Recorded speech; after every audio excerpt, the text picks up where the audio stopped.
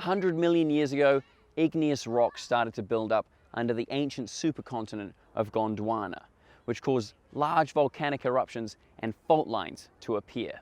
By 85 million years ago, a section of Gondwana called Zealandia broke away and floated along the tectonic plates down to the south of the Pacific Ocean, where most of it fell underneath the sea.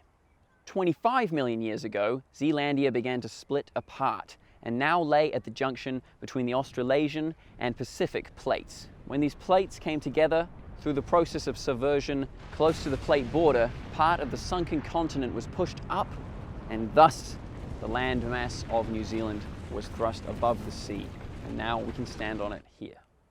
About 1.8 million years ago, New Zealand began to dramatically change through lots of volcanic activity from these plates coming into contact with each other.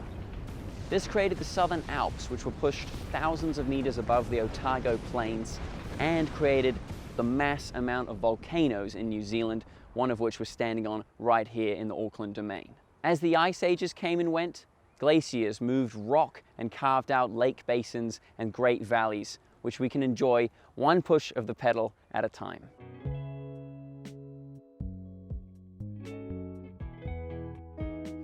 New Zealand is long and narrow, over 1,600 kilometers along its north-northeast axis, with a maximum width of 400 kilometers and about 15,000 kilometers of coastline, with a total land area of 268,000 square kilometers, with a population of 5 million people.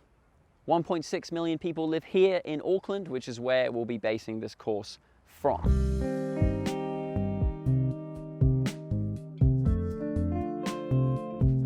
New Zealand is home to a vast array of unique flora and fauna.